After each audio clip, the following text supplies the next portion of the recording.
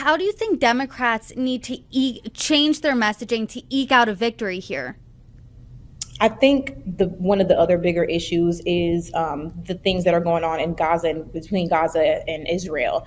And the spending is going to be an issue, I believe, for a lot of voters in 2024 because our pockets are hurting so severely here. So if Democrats were to pivot their messaging around that issue, pivot their spending, that's going to be something that needs to be addressed too, because plainly Americans are going to see, oh, we're giving these bills to Ukraine, we're giving these bills to Israel. Meanwhile, there are people struggling and living in their cars in the US. That's under a Democratic presidency. So those are going to be things that he has to answer for. So the party should be mindful of those things and see if they can come up with some sort of cover solutions, some type of shield or some sort of plan, because those questions are going to come from voters.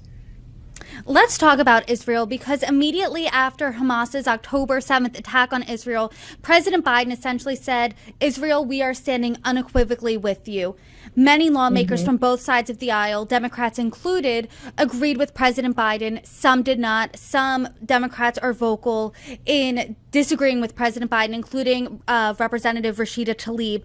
There are obvious divisions when it comes to Israel and the Democratic Party. So what do you make of those? Yes. So I believe the Democratic Party is severely underestimating the effect that this conflict is going to have on the 2024 election. People are seeing what's happening overseas, and a lot of Middle Eastern Americans, Muslim Americans, Arab Americans have decided that they will not be voting for Biden in 2024 because they believe that they are not being supported or they are not being protected. So that miscalculation could cost him a lot of votes, not just from that community, but from a lot of American Jewish people in this country are speaking out against the abuse that the Palestinians are facing overseas. A lot of progressive and left-leaning voices in this country are taking a stand on the issue that doesn't align with the stance that the White House has taken. So those are things that they really need to consider when going in 2024, because some of these big brackets of voters, specifically youth voters, people who are 25 and under, have very strong feelings on this conflict.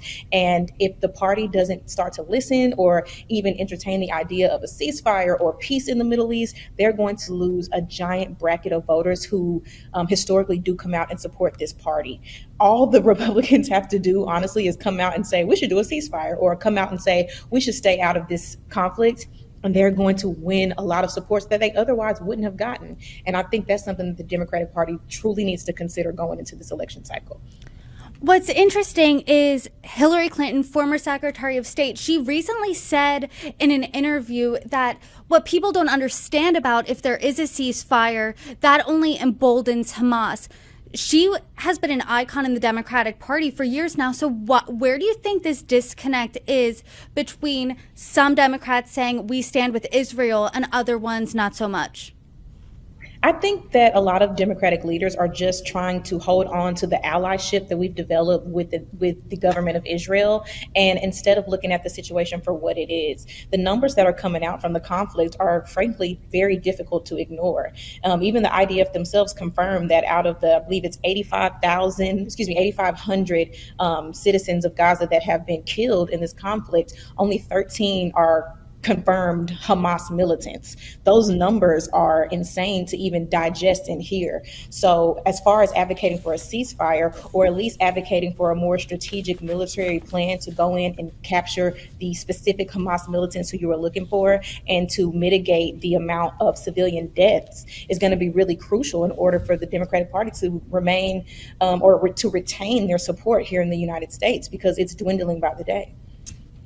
I do want to talk about the rise in anti-Semitism we've seen worldwide and even in the United States, a lot at universities and a lot at elite universities, including Harvard, Cornell, amongst others.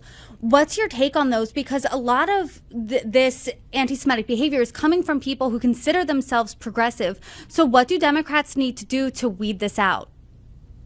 I think it's important for, especially people watching this conflict, to listen to the voices of Jewish Americans, because for some reason, people who are criticizing the regime that is the right wing regime that's happening in Israel, when people criticize the Israeli government, it kind of conflates to criticizing Jewish people or the culture of Jewish people, and that's not the same thing. Much like when people criticize Hamas, they conflate that with Palestinian civilians. They're not the same things. So breaking that up and understanding, hey, I can criticize the government of Israel without attacking Jewish people, because the government of Israel and Jewish people, they're two separate entities. There are Jewish people who live in that country, but they do not run the country. And just being specific about that language and being specific about who it is that you're criticizing and for what reasons is important, because this isn't a cultural debate.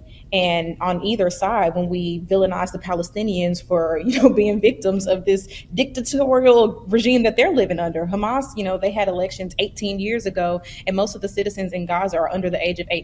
So they're suffering under this leadership, just like, a lot of other people have suffered under some crazy leaderships in the past. So just being able to make those specificities clear when you're talking about this issue is really important, because we don't want it to turn into a religious or an ethnic type of war, an ethnic type of dissension. It's about government, and it's about civilians versus a government.